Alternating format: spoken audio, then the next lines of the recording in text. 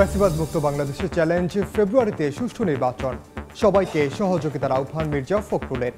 বিএনপির প্রতিষ্ঠা বার্ষিকীতে জিয়াউর রহমানের সমাধিতে শ্রদ্ধা। পিআর পদ্ধতিতে নির্বাচন দাবিতে অনড় জামাত ও ইসলামী আন্দোলন, এনসিপি সহ আরও কয়েকটি দলের সম্মতি, দাবি পূরণে জোট করে আন্দোলনের হুঁশিয়ারি। হামলা সংঘর্ষের জেরে চট্টগ্রাম বিশ্ববিদ্যালয়ে আজও বন্ধ ক্লাস পরীক্ষা, থমথমে ক্যাম্পাস। হল ছাড়ার সিদ্ধান্ত প্রত্যাখ্যান করে বাকৃবি শিক্ষার্থীদের বিক্ষোভ। ডাকসু নির্বাচন সামনে রেখে দিন দিন বাড়ছে উত্তাপ, পাল্টাপাল্টি অভিযোগ প্রার্থীদের। ডাকসু নির্বাচনের প্রার্থীদের মনোনয়ন জমাদান শুরু।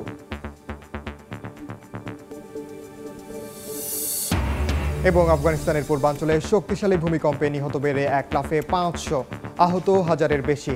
ধ্বংসস্তূপের নিচে চাপা অনেকে, মৃতের সংখ্যা বাড়ার শঙ্কা।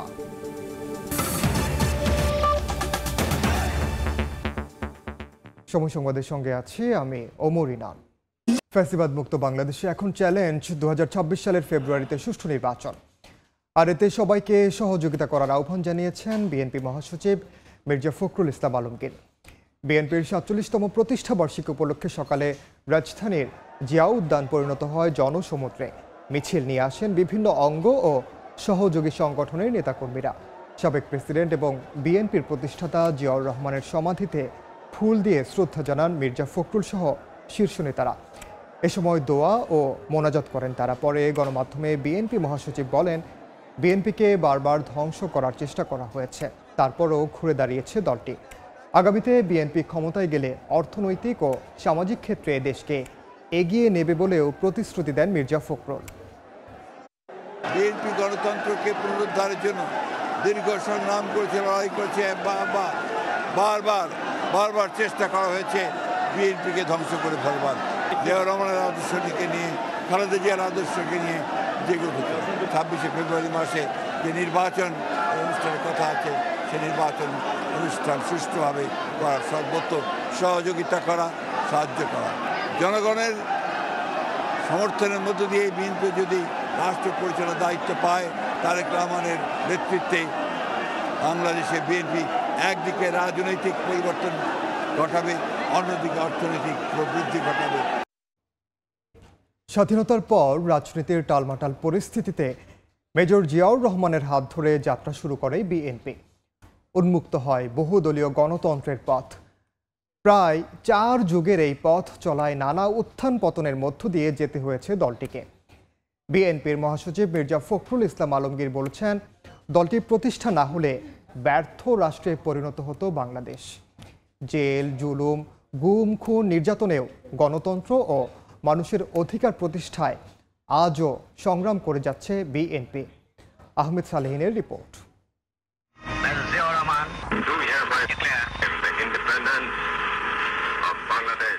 এক মেজরের বিদ্রোহের ঘোষণা, পাকিস্তানি বাহিনীর ভেতর থেকে তাদের বিরুদ্ধেই লড়াইয়ের আহ্বান। স্বাধীনতার আকাঙ্ক্ষায় রণাঙ্গনে সমরাস্ত্রের মহড়ায় পুরো জাতি জেনেছিল তাদের কাণ্ডারি হয়ে আসছেন একজন, তিনি মেজর জিয়াউর রহমান, যার দুচোখে স্বপ্ন ছিল স্বাধীন, স্বনির্ভর, আত্মমর্যাদাশীল একটি দেশ গঠনের।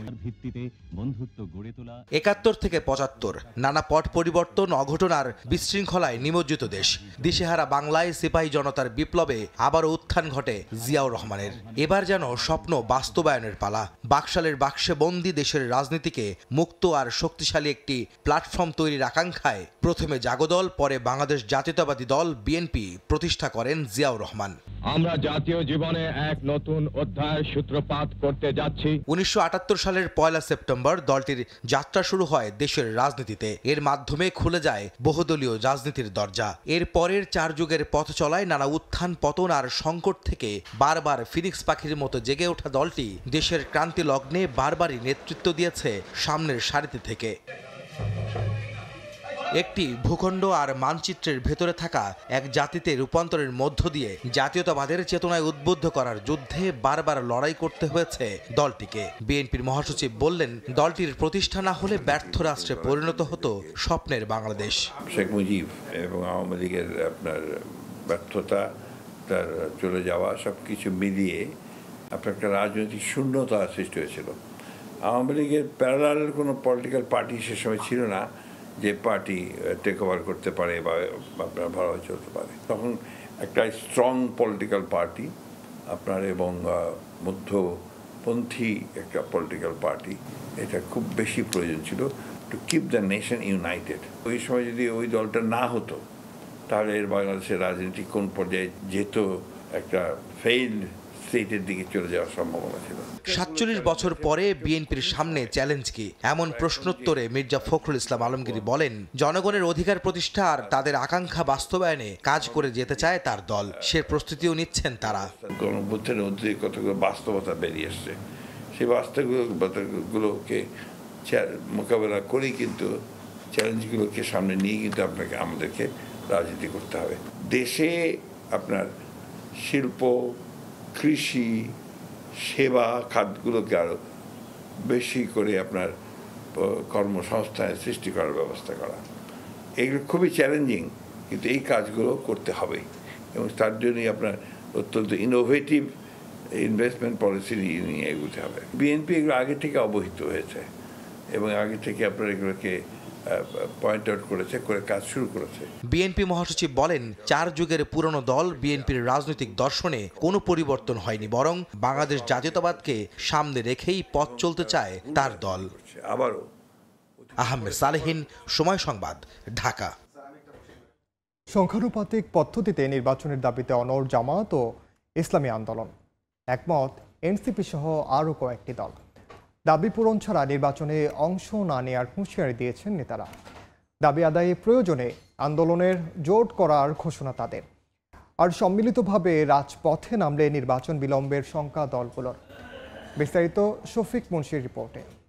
২০২৬ সালের ফেব্রুয়ারি মাসে জাতীয় নির্বাচন অনুষ্ঠানের আয়োজন করেন। আগামী ফেব্রুয়ারির প্রথমার্ধে জাতীয় নির্বাচন আয়োজনের নির্দেশনা দিয়েছেন প্রধান উপদেষ্টা। এদিকে ভোটের রোডম্যাপও ঘোষণা করেছে নির্বাচন কমিশন। তবে কোন পদ্ধতিতে হবে নির্বাচন তা নিয়ে রাজনীতির মাঠে চলছে বিতর্ক। পিআর পদ্ধতিতে নির্বাচন চায় বাংলাদেশ জামায়াতে ইসলামী, ইসলামী আন্দোলন বাংলাদেশ, এনসিপি সহ কয়েকটি দল। তবে বিপরীত অবস্থানে বিএনপি সহ বাকিরা। পিআর পদ্ধতিতে নির্বাচন, জুলাই সনদের আইনি ভিত্তি ও ভোটের আগে সংস্কার এবং গণহত্যার বিচার দৃশ্যমান করার দাবি আদায়ে জোটবদ্ধ আন্দোলনের আভাস দিলেন জামায়াত ও ইসলামী আন্দোলনের শীর্ষ দুই নেতা। অন্যথায় ভোটে অংশ না নেয়ার হুঁশিয়ারিও তাদের। সংস্কার মৌলিক না হওয়া পর্যন্ত আমরা নির্বাচনে যাব কেন? কারণ এখানে তো আমরা পরিষ্কারভাবে দেখছি লেভেল প্লেইং ফিল্ড সেখানে এখনো তৈরি হয় নাই। আমরা যে সমস্ত দাবিগুলো দিয়েছি এগুলো আমাদের দলীয় দাবি নয়, এগুলো হচ্ছে ভোটকে সুষ্ঠু নিরপেক্ষ অংশীদার করার জন্যই এই শর্তগুলো অত্যন্ত জরুরি পূরণ করা। দল দুটির এই অবস্থানকে ইতিবাচক হিসেবে দেখছে জাতীয় নাগরিক পার্টি এনসিপিও। সমর্থন রয়েছে সমমনা কয়েকটি ধর্মভিত্তিক দলের। বেশ কিছু দাবি বিভিন্ন রাজনৈতিক দলগুলো করতেছে লেভেল প্লেইং ফিল্ডের জন্য, আইন শৃঙ্খলার উন্নতির জন্য। যারা এই যার জন্য আন্দোলন করছে এটাকে আমরা ইতিবাচকভাবে দেখছি। লেভেল প্লেইং ফিল্ড করা, আইন শৃঙ্খলা উন্নত করা, এই সমস্ত বিষয়ে আমাদের কোনো দ্বিমত নাই। সংশ্লিষ্টরা বলছেন, দাবি দাওয়া নিয়ে সম্মিলিতভাবে দলগুলো মাঠে নামলে অনিশ্চিত হতে পারে নির্ধারিত সময়ে নির্বাচনের সম্ভাবনা। আমরা চাই জনগণ নিরাপদে ভোটদান করুক। শফিক মুন্সি, সময় সংবাদ, ঢাকা। আফগানিস্তানে ভূমিকম্পের খবর।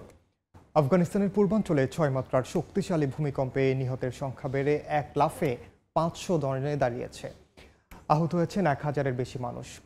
ধ্বংসস্তূপে অনেকে আটকা থাকায় হতাহতের সংখ্যা আরও বাড়তে পারে বলে আশঙ্কা স্থানীয় কর্তৃপক্ষের। দুর্গম পাহাড়ি এলাকায় হেলিকপ্টারের সাহায্যে চলছে উদ্ধার কাজ। স্থানীয় সময় রোববার রাত 11:47 রিক্টার স্কেলে 6 মাত্রার ভূমিকম্প কাঁপিয়ে দেয় আফগানিস্তানের কুনার সহ আশেপাশের কয়েকটি প্রদেশ। মুহূর্তেই ভেঙে পড়ে ঘরবাড়ি, মাটি চাপা পড়েন অনেকে, হতাহত হন বহু মানুষ। মার্কিন ভূতাত্ত্বিক জরিপ সংস্থা ইউএস জিওলজিক্যাল সার্ভে ইউএসজিএস জানিয়েছে ভূমিকম্পটির কেন্দ্রস্থল ছিল নানগারহার প্রদেশের রাজধানী জালালাবাদ শহর থেকে 27 কিলোমিটার দূরে। এর উৎপত্তিস্থল ছিল ভূপৃষ্ঠের 8 কিলোমিটার গভীরে। প্রথম ভূমিকম্পের পর আরও কয়েকটি আফটারশক অনুভূত হয়, সেগুলোর মাত্রা ছিল 4.5 ও 5.2।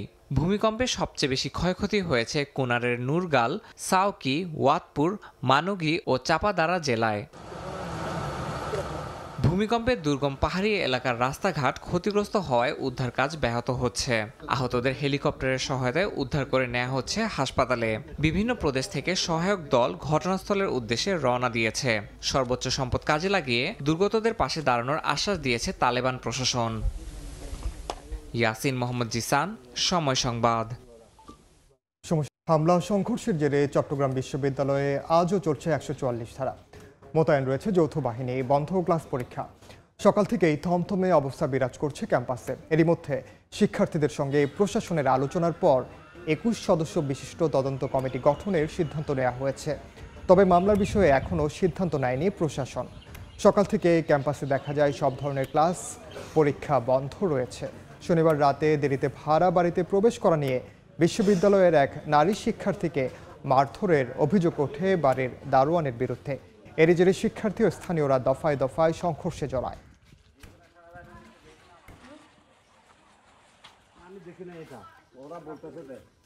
এই মুহূর্তে চট্টগ্রাম বিশ্ববিদ্যালয়ে আছেন সহকর্মী নিগার মেহেরিন রিনি। সবশেষ খবর জানতে সরাসরি যাচ্ছে তার কাছে।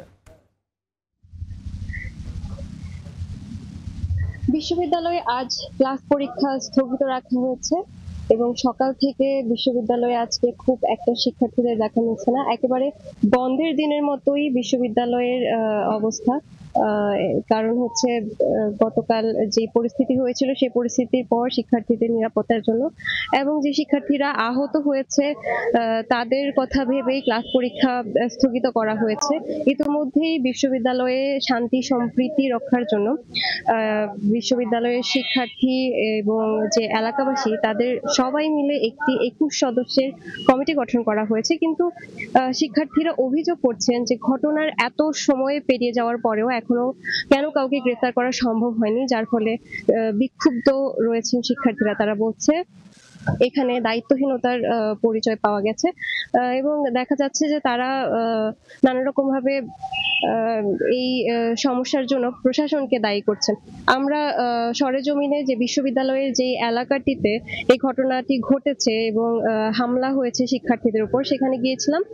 সেই এলাকাটাতে আজকে 144 ধারা জারি রয়েছে এবং সেখানে মানুষজন খুব একটা দেখা যাচ্ছে না। কিন্তু যেখানে ঘটনাটি ঘটেছে সেই আশেপাশের এলাকাতে আমরা দেখেছি ব্যাপক ভাঙচুর হয়েছে এবং এলাকাবাসীরা অভিযোগ করছেন তাদের গবাদি পশু চুরি হয়ে গিয়েছে, দোকানপাট লুট করা হয়েছে, সিএনজি পুড়িয়ে দেওয়া হয়েছে, নানা রকমের ধ্বংসযজ্ঞ চালানো হয়েছে। এতে তাদের ব্যাপক ক্ষয়ক্ষতি হয়েছে, কিন্তু এই বিষয়ে আসলে কেউই খোঁজ খবর নেয়নি।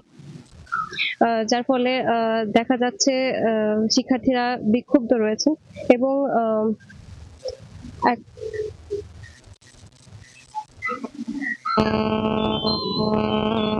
শিক্ষার্থীরা বিক্ষুব্ধ এবং তারা আসলে বলছে যে যত দ্রুত সম্ভব এইখানে এই ঘটনার সাথে জড়িতদের বিচার করতে হবে, তাদেরকে ধরে তাদের দৃষ্টান্তমূলক শাস্তি ব্যবস্থা করতে হবে যেন ভবিষ্যতে এই ধরনের কোনো ঘটনা আর দেখা না যায়।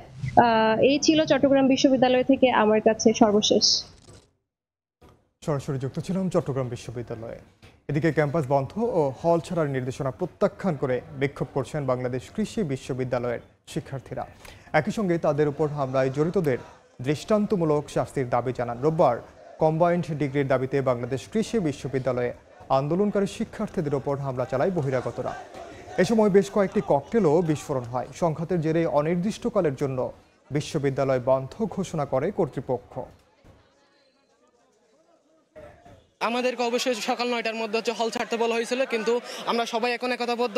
আমাদের সবার আন্দোলনের এখন মূল দাবি হচ্ছে কি আমরা কখনো কেউ হল ছাড়বো না। দুপুর 2টার মধ্যে আমাদের বিশ্ববিদ্যালয়ের সমস্ত হল ভ্যাকেন্ট করার যে নোটিশটা দেওয়া হয়েছিল ওটা প্রত্যাহার করতে হবে। বহিরাগতরা আমাদের উপর টর্চার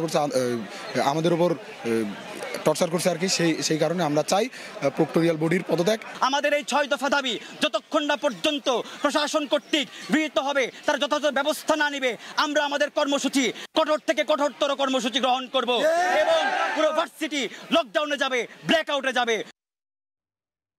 এই মুহূর্তে ময়মনসিংহে কৃষি বিশ্ববিদ্যালয়ে আছেন সহকর্মী ওবায়দুল হক। সরাসরি যাচ্ছি তার কাছে।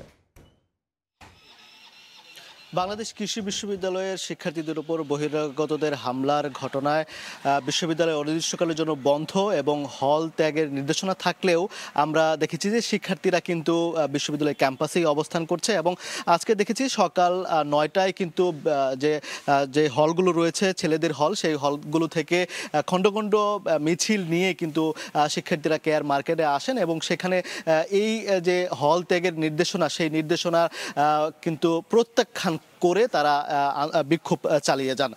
কিছুক্ষণ আগে তারা সংবাদ সম্মেলন করেছেন এবং সংবাদ সম্মেলনে 6টি দাবি জানিয়েছেন। এর মধ্যে একটি হচ্ছে হল ত্যাগের যে নির্দেশনা, সেই নির্দেশনাটি দুপুর 2টার মধ্যে প্রত্যাহার করে আদেশ তুলে নিতে হবে।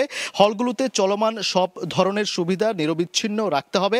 এই প্রশাসন শিক্ষার্থীদের নিরাপত্তা দিতে ব্যর্থ হওয়ায় বিশ্ববিদ্যালয়ের শিক্ষার্থীদের উপর শিক্ষকদের মদদে বহিরাগতদের দিয়ে হামলার দায়ে প্রক্টরিয়াল বডিকে 24 ঘন্টার মধ্যে পদত্যাগ করতে হবে।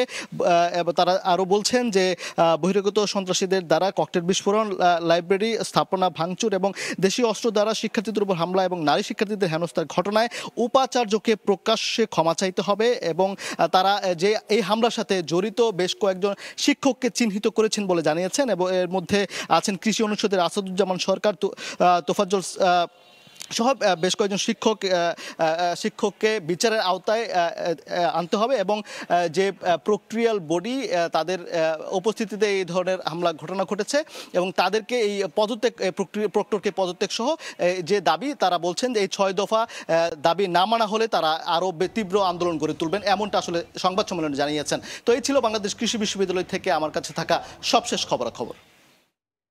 সরাসরি যুক্ত ছিল ময়মনসিংহে বাংলাদেশ কৃষি বিশ্ববিদ্যালয়ে।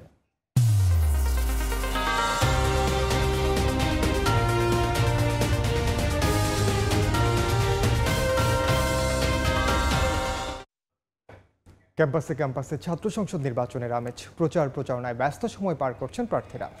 এই মুহূর্তে ঢাকা বিশ্ববিদ্যালয়ে আছেন সহকর্মী জুম্মন সাদিক জ্যাভলিন, জাহাঙ্গীরনগর বিশ্ববিদ্যালয়ে মুজাফফর হোসেন জয় এবং রাজশাহী বিশ্ববিদ্যালয়ে আছেন সহকর্মী মওদুদ রানা। সরাসরি প্রথমে যাচ্ছে জ্যাভলিনের কাছে। এই মুহূর্তে দাঁড়িয়ে আছি অপরাজেয় বাংলার ঠিক পেছনের অংশে কলা ভবনের সামনে। আমরা দেখতে পাচ্ছি কলা ভবনের যে মূল ফটকটি রয়েছে সেখান দিয়ে আপনারা জানেন যে এই ক্লাস শেষ হওয়ার এবং ক্লাস শুরুর মাঝে যে অবস্থানে ছাত্র শিক্ষার্থীদের যাতায়াত থাকে সেটি কিন্তু আমরা দেখছি প্রার্থীরা এক জায়গাতে দাঁড়িয়ে থেকেই বহুল অংশে তাদের যে ভোটার তাদের সঙ্গে সংযোগ করছেন, প্রচারণা চালাচ্ছেন। আমরা দেখতে পাচ্ছি ছাত্র দলের জিএস ক্যান্ডিডেট যিনি, তিনি কিন্তু ইতোমধ্যেই এই কলা ভবনের সামনে রয়েছেন এবং তার নির্বাচনী প্রচারণা সেটি তিনি চালাচ্ছেন। এবং আমরা জানি রাখি সকাল থেকেই আমরা পুরো ক্যাম্পাস জুড়ে বিভিন্ন ছাত্র সংগঠনের পক্ষ থেকে তাদের এই নির্বাচনী প্রচারণা চালানো হচ্ছিল এবং আমরা দেখছি ছাত্র দলের যে প্যানেলটি সমর্থিত ভিপি এবং জিএস তারা কিন্তু একসঙ্গেই আছেন এখানে, তাদের প্রচারণা চালাচ্ছেন ডাকসু নির্বাচনে তাদের প্রার্থিতার। এবং আপনাকে জানিয়ে রাখি এর আগে কিন্তু বেশ কিছু বিষয় নিয়ে শিক্ষার্থী বা বিশেষ করে প্রার্থী যারা আছেন তাদের মধ্যে এক ধরনের বক্তব্য দেয়া হয়েছে, যেটি বিশ্ববিদ্যালয় প্রশাসন থেকে বন্ধের ঘোষণা দেওয়া হয়েছে 7 এবং 8 তারিখে।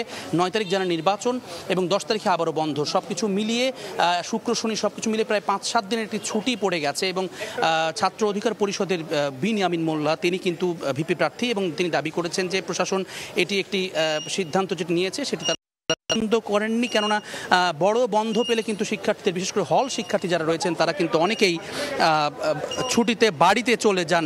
তো সেই জায়গা থেকে তারা বলছেন যে আসলে সেটি কিন্তু ভোটার উপস্থিতিতে একটি প্রভাব ফেলবে, একই সঙ্গে ভোটের মাঠ নিয়ন্ত্রণ করতে পারে ছাত্র সংগঠনগুলো। এই ধরনের অভিযোগ তারা তুলেছেন এবং আপত্তি তারা জানিয়েছেন। আমরা দেখছি আসলে যে রিটটি করা হয়েছিল এস এম ফরহাদের বিরুদ্ধে সেটি নিয়েও কিন্তু আমরা পাল্টাপাল্টি বক্তব্য সেখানে শুনেছি এবং নির্বাচনী প্রচারণা যেটি সেটি কিন্তু ছাত্র দলের পক্ষ থেকে এই মুহূর্তে চালানো হচ্ছে কলা ভবনের সামনে এবং তারা সাধারণ শিক্ষার্থীদের সঙ্গে তাদের যে ভোট কেন তাদেরকে দেয়া হবে সেই বিষয়গুলো উপস্থাপন করার চেষ্টা করছেন। তো এই ছিল এখনো পর্যন্ত ডাকসু থেকে নির্বাচনী প্রচারণার সবশেষ খবর। আমরা চলে যাচ্ছি জাকসু নির্বাচনের খবর জানতে মুজাফফর হোসেন জয়ের কাছে।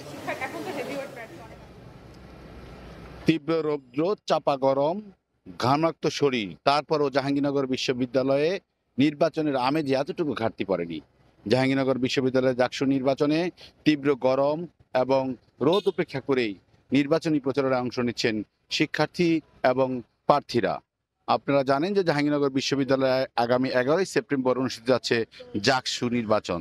দীর্ঘ 32 বছরের পাওয়া না পাওয়া এবং অধিকারের নিশ্চয়তা নিয়ে কিন্তু জাহাঙ্গীরনগর বিশ্ববিদ্যালয়ের শিক্ষার্থীরা এই নির্বাচনে অংশ নিচ্ছেন এবং প্রার্থীরা তাদের প্রতিশ্রুতি নিয়ে দাঁড়ে দাঁড়িয়ে যাচ্ছেন এবং তাদের কথা বলছেন। শিক্ষার্থীরাও উত্তরে তাদের যে চাওয়া না পাওয়ার বিষয়টি সেটিও তুলে ধরছেন প্রার্থীদের কাছে। তারা বলছেন জাহাঙ্গীরনগর বিশ্ববিদ্যালয় হচ্ছে যে একটি ঐতিহ্য রয়েছে, সেটি হচ্ছে সংস্কৃতির রাজধানী, একই সাথে প্রাকৃতিকভাবে সৌন্দর্যমণ্ডিত একটি শিক্ষা প্রতিষ্ঠান, যেখানে বারবারে আঘাত আসছে প্রকৃতির উপরে, বারবার আঘাত আসছে সংস্কৃতির উপরে। সেই সমস্ত যে বিষয়গুলো, একই সাথে পরিবহন সংকট, একই সাথে ডাইনিং সংকট, সকল কিছু মিলিয়ে কিন্তু জাহাঙ্গীরনগর বিশ্ববিদ্যালয়ে যে সমস্যাগুলো রয়েছে সেই সমস্যাগুলোর বাস্তবায়ন করবে ছাত্র প্রতিনিধিরা এবং তারা ভবিষ্যতে জাহাঙ্গীরনগর বিশ্ববিদ্যালয়কে একটি সত্যিকার অর্থে আবাসিক, সুন্দর এবং শান্তিময় বিশ্ববিদ্যালয় উপহার দিবে, এমনটি প্রত্যাশা করছেন সাধারণ শিক্ষার্থীরা। আর প্রার্থীরা বলছেন যে 33 বছর ধরে যে অনাকাঙ্ক্ষিত ঘটনা ঘটেছে এবং শান্তিপূর্ণ বিশ্ববিদ্যালয় উপহার দেওয়ার জন্য সকল প্রস্তুতির জন্য তারা বিজয়ী হলে সকল কাজে তারা ঝাঁপিয়ে পড়বেন। তো জাহাঙ্গীরনগর বিশ্ববিদ্যালয়ে নির্বাচন আমেজ ঘন পরিবেশে চলছে। আমরা এখন চলে যাব রাজশাহী বিশ্ববিদ্যালয়, সেখানকার নির্বাচনের সর্বশেষ তথ্য জানাবেন আমাদের সহকর্মী মওদুদ রানা। শুরু 3 ঘন্টা পার হয়েছে, এখন পর্যন্ত কোনো প্রার্থী তাদের যে মনোনয়নপত্র জমা দেওয়ার সেজন্য এই রাকসু কোষাধ্যক্ষ কার্যালয়ে আসেনি, অর্থাৎ 3 ঘন্টাতে একটি মনোনয়নপত্র জমা হয়নি। এবং আমরা প্রার্থীদের সাথে কথা বলেছিলাম, তারা যেটি অভিযোগ করছেন, তারা বলছেন যে এবার এই মনোনয়নপত্র জমা দেওয়ার জন্য ডোপ টেস্টের যে প্রতিবেদন সেটি বাধ্যতামূলক। যারা প্রথম দিন ডোপ টেস্ট দিয়েছেন এখন পর্যন্ত সেই ফলাফল হাতে পাননি, ফলে সেই ফলাফল ছাড়াই তারা এখানে যে তাদের মনোনয়নপত্র জমা দিবেন সেটি আসলে জমা দিতে পারছেন না। এটা হচ্ছে রাজশাহী বিশ্ববিদ্যালয়ের কেন্দ্রীয় ছাত্র সংসদ, হল সংসদ এবং একই সাথে সিনেট ছাত্র প্রতিনিধি নির্বাচনের যে মনোনয়নপত্র জমা দেওয়ার প্রথম দিনকার চিত্র সেটি। এবং এখানকার শিক্ষার্থীরা যেটা অভিযোগ করছেন যে এই রাকসু নির্বাচন কমিশন প্রথম থেকেই তাদের যে কর্মতৎপরতা এবং তাদের যে উদ্যোগ সেটা আসলে কিছুটা তারা বলছেন যে পরিকল্পনাহীন এবং কিছু তৎপরতা বাস্তবায়নের অভাব। এবং তারা উদাহরণ দিয়ে বলছেন যে যারা এখানে মনোনয়ন নিয়েছেন এবং যারা প্রার্থিতা অংশগ্রহণ করছেন তারা তাদের ডোপ টেস্ট দিয়েছেন গত কয়েকদিন ধরে, কিন্তু সেই ডোপ টেস্টের ফলাফল হাতে পাননি, ফলে এখানে মনোনয়ন পত্র জমা দেওয়ার প্রথম দিনের যে কার্যক্রম সেটি আসলে তারা অংশ নিতে পারছে না এবং তারা জমা দিতে পারছে না। আপনাকে জানিয়ে রাখি যে এই পর্যন্ত রাকসু নির্বাচনে 387 জন মনোনয়ন ফর্ম তারা উত্তোলন করেছেন এবং 6 দিনে যে মনোনয়ন ফর্ম উত্তোলন করেছেন সেটির আজকে জমা দেওয়ার শুরুর কথা ছিল, কিন্তু সেটি হচ্ছে না ডোপ টেস্টের ফলাফল না পাওয়ার কারণে। অন্যদিকে এখানে 10টি প্যানেলে শিক্ষার্থীরা প্রতিদ্বন্দ্বিতা করছেন এবং 155 জন রয়েছেন যারা স্বতন্ত্র প্রার্থীরাই প্রতিদ্বন্দ্বিতা করছেন। এই ছিল রাজশাহী বিশ্ববিদ্যালয় থেকে আমার কাছে সর্বশেষ। ছাত্র সংসদ নির্বাচনের খবর জানছিলাম ঢাকা বিশ্ববিদ্যালয়, জাহাঙ্গীরনগর বিশ্ববিদ্যালয় এবং রাজশাহী বিশ্ববিদ্যালয় থেকে। দেখছেন সময় সংবাদ, সঙ্গেই থাকুন। বিরোধী অপরাধের মামলায় সাবেক প্রধানমন্ত্রী শেখ হাসিনা ও সাবেক স্বরাষ্ট্রমন্ত্রী আসাদুজ্জামান খান কামাল সহ 3 জনের বিরুদ্ধে 10ম দিনের সাক্ষ্য গ্রহণ চলছে। এই মুহূর্তে আন্তর্জাতিক অপরাধ ট্রাইব্যুনালে আছেন সহকর্মী আফজল হোসেন, সরাসরি যাচ্ছি তার কাছে।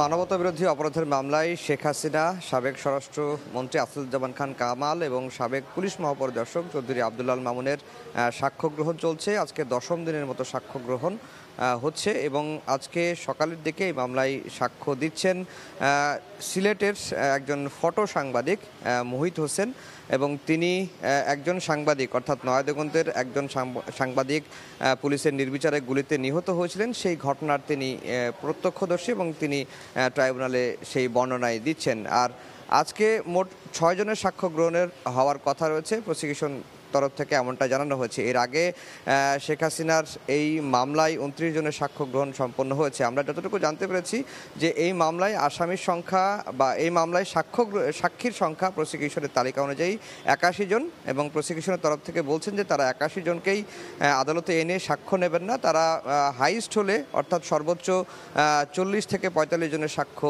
নেবেন এবং নেওয়ার পরেই এই মামলার সাক্ষ্য গ্রহণ শেষ করবেন। আর এই মামলায় সবচেয়ে আলোচিত যে চরিত্র সেটি হচ্ছেন যে সাবেক পুলিশ মহাপরিদর্শক চৌধুরী আব্দুল আল মামুন, তিনি প্রথমে আসামি ছিলেন, আসামি থেকে রাজসাক্ষী হয়েছেন এবং রাজসাক্ষী হওয়ার আগে তিনি ম্যাজিস্ট্রেট কোর্টে একটি জবানবন্দি দিয়েছেন। এখন সাংবাদিক থেকে শুরু করে সকল মহলেরই আসলে কৌতূহল চৌধুরী আব্দুল আল মামুন কবে রাজসাক্ষী হিসেবে ট্রাইব্যুনালে সাক্ষী দিবেন। আমরা যতটুকু খোঁজ পাচ্ছি প্রসিকিউশন এবং আব্দুল আল মামুনের আইনজীবীর সঙ্গে কথা বলে যতটুকু ধারণা পাচ্ছি যে এই সপ্তাহেই আব্দুল আল মামুন রাজসাক্ষী হিসেবে ট্রাইব্যুনালে সাক্ষী দিবেন এবং সেটার সম্ভাব্য তারিখও নির্ধারণ করা হয়েছে যে আগামী বুধবার তিনি রাজসাক্ষী হিসেবে ট্রাইব্যুনালে সাক্ষী দিবেন। তো এই ছিল মূলত আন্তর্জাতিক অপরাধ ট্রাইব্যুনাল থেকে আমার কাছে সবশেষ খবর।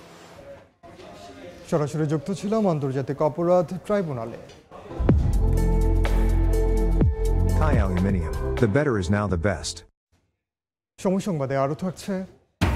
দ্বিতীয় টি-20তে আজ নেদারল্যান্ডসের মুখোমুখি হবে বাংলাদেশ। দলের পারফরমেন্সে সন্তুষ্ট কোচ সালাউদ্দিন, জয়ের ধারা অব্যাহত রাখার লক্ষ্য। গণ অধিকার পরিষদের সভাপতি ও ডাকসুর সাবেক ভিপি নুরুল হক নূরকে আইসিইউ থেকে নেওয়া হয়েছে কেবিনে। ঢাকা মেডিকেল কলেজ হাসপাতালের পরিচালক জানান, নাক ও চোয়ালের ভাঙা হাড় পুরোপুরি ঠিক হতে 4 থেকে 6 সপ্তাহ সময় লাগবে। চিকিৎসকদের পরামর্শে স্বাভাবিক খাবার গ্রহণ করতে পারছেন নূর। এদিকে তাকে দেখতে হাসপাতালে আসেন নৌ পরিবহন উপদেষ্টা ব্রিগেডিয়ার এম সাখাওয়াত হোসেন, খোঁজ নেন তার চিকিৎসক।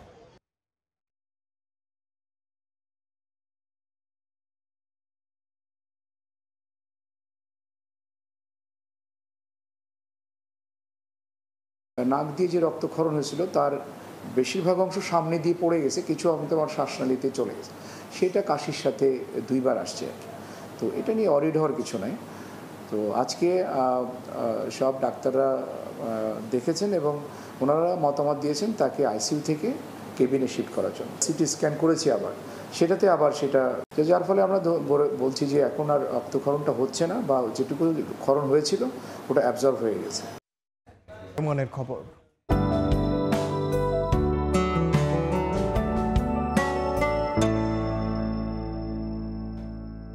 দেখে নেব এখনকার বাতাসের মান সূচক। বায়ুমান বিষয়ক সংস্থা IQER এর সূচক অনুযায়ী বাংলাদেশে এখনকার বাতাসের মান: ঢাকা বিভাগের বায়ুর মান 83, যা সন্তোষজনক, বাতাসের আর্দ্রতা 59%। চট্টগ্রাম বিভাগে বায়ুর মান 59, এটিও সন্তোষজনক, বাতাসের আর্দ্রতা 76। রাজশাহী বিভাগে বায়ুমান 99, যা সন্তোষজনক, আর্দ্রতা 64। সিলেট বিভাগে বায়ুর মান 75, এটি সন্তোষজনক, বাতাসের আর্দ্রতা 65%। খুলনা বিভাগের বায়ুমান 79, যা সন্তোষজনক, বাতাসের আর্দ্রতা 68। বরিশাল বিভাগে বায়ুর মান 68, এটিও সন্তোষজনক, আর্দ্রতা 66। রংপুর বিভাগে বায়ুর মান 89, যা সন্তোষজনক, বাতাসের আর্দ্রতা 61। ময়মনসিংহ বিভাগের বায়ুর মান 88, এটিও সন্তোষজনক, বাতাসের আর্দ্রতা 59%। সারা দেশে বায়ুর মান সবচেয়ে ভালো চট্টগ্রামে 59 আর সবচেয়ে খারাপ রাজশাহীতে 99। দেখছেন সময় সংবাদ। কক্সবাজারের বাঁকখালী নদীর জায়গা দখল করে গড়ে তোলা অবৈধ স্থাপনা উচ্ছেদে অভিযান চালাচ্ছে প্রশাসন। বিস্তারিত জানাতে এই মুহূর্তে কসুরঘাট এলাকায় আছেন সহকর্মী সুজাউদ্দিন রুবেল, সরাসরি যাচ্ছে তার কাছে। রুবেল, নদীর যে অবৈধ দখল, সেই দখল কার্যক্রম উচ্ছেদ কার্যক্রম শুরু করেছে প্রশাসন, যেখানে BIWT এর নেতৃত্বে এবং কক্সবাজার জেলা প্রশাসনের নেতৃত্বে যে উচ্ছেদ কার্যক্রম সেটি চলছে। আপনারা দেখতে পাচ্ছেন একটি বিশাল স্থাপনা, সেই স্থাপনা এখন বুলডোজার দিয়ে আসলে গুড়িয়ে দেওয়া হচ্ছে। আমরা সকাল থেকে আসলে লক্ষ্য করেছি যে উচ্ছেদ কার্যক্রম সেটি শুরু হয়েছে এবং শুরু হওয়ার পর থেকে এখানে যেহেতু একটি উচ্ছেদ কার্যক্রম চলছে, সেই ক্ষেত্রে এখানে আমরা আইনশৃঙ্খলা বাহিনী, যেখানে সেনাবাহিনী, র্যাব, পুলিশ সবাই একযোগে কিন্তু এখানে আসছেন এবং নিয়মিত যে উচ্ছেদ কার্যক্রম, যেটি আসলে উচ্চ আদালতের নির্দেশনা ছিল, সেই উচ্চ আদালতের নির্দেশনার প্রেক্ষিতে নৌ পরিবহন উপদেষ্টা তিনি এসেছিলেন এবং বৈঠক করেছিলেন এখানকার প্রশাসনের সঙ্গে, এবং প্রশাসনের বৈঠকের একদিন পরেই কিন্তু এই যে উচ্ছেদ কার্যক্রম সেটি শুরু হয়েছে। এরই মধ্যে কয়েক একর জায়গা আসলে অবৈধ দখল উচ্ছেদ কার্যক্রম করে সেখানে আসলে পিলার গেড়ে দিয়ে তারা প্রশাসন সেটি বুঝিয়ে নিচ্ছে। আমরা এটি হচ্ছে বাঁকখালী নদীর খুব কাছে, যেখানে আসলে এই উচ্ছেদ কার্যক্রম আপনারা ঠিক দেখতে পাচ্ছেন। বিশাল এলাকা কিন্তু এরই মধ্যে গুড়িয়ে দেওয়া হয়েছিল, যেখানে বিভিন্ন স্থাপনা ছিল এবং যে স্থাপনা উচ্ছেদের আগে কিন্তু আমরা লক্ষ্য করেছি এখানে বেশ কিছুক্ষণ আসলে গত 2-1 দিন আগে থেকেই আসলে তাদেরকে সময় দেওয়া হয়েছিল। সেই সময়ের প্রেক্ষিতে কিন্তু যেহেতু অনেকে সরায়নি মালামাল, সেই না সরানো অবস্থায় কিন্তু এরই মধ্যে গুটিয়ে দেওয়া হয়েছে। আমরা ঠিক লক্ষ্য করছি এখনো উচ্ছেদ কার্যক্রম এটি টানা 5 দিন চলবে, সেটি প্রশাসন পক্ষ থেকে জানানো হয়েছে। তো এই ছিল আমার কাছে কস্তুরঘাটা এলাকা থেকে সবশেষ। সরাসরি যুক্ত ছিলাম কক্সবাজারে। দেখছেন সময় সংবাদ, সঙ্গে থাকুন। সময় সংবাদ খেলার খবর। এশিয়া কাপের আগে সিলেটের প্রথম টি-20তে ক্রিকেটারদের পারফরমেন্সে সন্তুষ্ট সিনিয়র সহকারী কোচ মোহাম্মদ সালাউদ্দিন। পরের ম্যাচেও ধরে রাখতে চান জয়ের ধারা। সন্ধ্যা 6টায় দ্বিতীয় টি-20তে নেদারল্যান্ডসের মুখোমুখি হবে টাইগাররা। নওশাদ আহমেদ চৌধুরীর ক্যামেরায় তামিম হোসেনের রিপোর্ট। শামীমের অসুস্থতায় জায়গা মিলেছে একাদশে। সুযোগটা বেশ ভালোই কাজে লাগিয়েছেন লম্বা সময় পর আন্তর্জাতিক সার্কিটে ফেরা সাইফ হাসান। ব্যাটিং বোলিং 2 ডিপার্টমেন্টই ছিলেন দুর্দান্ত। তার এমন পারফরমেন্সের পর দলে জায়গা পাওয়াটা যে হবে কঠিন সেটা ভালোই বুঝছেন শামীম পাটোয়ারি। তাই ঐচ্ছিক অনুশীলনেও মাঠে ঘাম ঝরালেন এই বাঁহাতি ব্যাটার। একাদশে সুযোগের অপেক্ষায় থাকা সোহান সাইফুদ্দিনও এদিন লম্বা সময় কাটিয়েছেন নেটে। জুলিয়ান উড, ফিল সিমন্স আর সালাউদ্দিন চেষ্টা করেছেন তাদের আরও পরিণত করতে। সিনিয়র সহকারী কোচের মতে দলের মধ্যে এমন প্রতিযোগিতা দেশের ক্রিকেটে দিচ্ছে ভালো বার্তা। যদি কেউ পারফর্ম করে সেটা আসলে টিমের ভিতরে একটা হেলদি কম্পিটিশন আসবে, সেটা টিমের জন্য অনেক ভালো ফল নিয়ে আসবে। আমাদের যত যারা সাইড লাইনে বসে থাকে তারা যত পারফর্মার হবে সেটা টিমের ভিতরে কিন্তু অনেক ইম্প্যাক্ট করবে। প্রথম ম্যাচে সাইফ হাসানের পারফরমেন্স এখন আলোচনায়। দীর্ঘদিন পর ফেরা এই ব্যাটার সবার কাছ থেকেই পেয়েছেন প্রশংসা। তবে এখনই তাকে নিয়ে মাতামাতির পক্ষে নন সালাউদ্দিন। যে কাউকে খুব তাড়াতাড়ি আকাশে তুলে ফেলেন না, কাউকে আবার তাড়াতাড়ি নিজে নামিয়ে দিন। ভালো খেলেছে, কামব্যাক করেছে, যে এটা আসলে স্ট্রং মেন্টালিটির একটা পরিচয়। এশিয়া কাপের আগে এই নেদারল্যান্ড সিরিজ বাংলাদেশের সামনে প্রস্তুতির শেষ মঞ্চ। ডিউ ফ্যাক্টরের কারণে প্রথম ম্যাচে ব্যাটিং বোলিং 2 ডিপার্টমেন্টই নিতে হয়েছে চ্যালেঞ্জ। এশিয়া কাপে আবুধাবির কন্ডিশনও হতে পারে এমন, তাই বড় আসরের আগে শিষ্যদের প্রস্তুতিতে সন্তুষ্ট সালাউদ্দিন। নানা চড়াই উতরাই পেরিয়ে একটা ভারসাম্যপূর্ণ দলে পরিণত হচ্ছে বাংলাদেশ। নিজেদের মধ্যেই হচ্ছে ইতিবাচক প্রতিযোগিতা। এশিয়া কাপের আগে যা দিচ্ছে ভালো বার্তা, আর সেই বার্তায় আরো শক্তি যোগাতে দ্বিতীয় টি-20তেই নিশ্চিত করা যায় নেদারল্যান্ড সিরিজের শিরোপা। সিলেট আন্তর্জাতিক ক্রিকেট স্টেডিয়াম থেকে তামিম হোসেন, সময় সংবাদ। এ পর্যায়ে শীর্ষ সংবাদগুলো জানিয়ে দিচ্ছি আরেকবার। ফ্যাসিবাদমুক্ত বাংলাদেশের চ্যালেঞ্জ, ফেব্রুয়ারিতে সুষ্ঠু নির্বাচন, সবাইকে সহযোগিতার আহ্বান মির্জা ফখরুলের। বিএনপির প্রতিষ্ঠা বার্ষিকীতে জিয়াউর রহমানের সমাধিতে শ্রদ্ধা। হামলা সংঘর্ষের জেরে চট্টগ্রাম বিশ্ববিদ্যালয়ে আজও বন্ধ ক্লাস পরীক্ষা, থমথমে ক্যাম্পাস। হল ছাড়ার সিদ্ধান্ত প্রত্যাখ্যান করে বাকৃবি শিক্ষার্থীদের বিক্ষোভ। এবং আফগানিস্তানের পূর্বাঞ্চলে শক্তিশালী ভূমিকম্পে নিহতের সংখ্যা ছাড়িয়েছে 600, আহত 1000-এর বেশি, ধ্বংসস্তূপের নিচে চাপা অনেকে।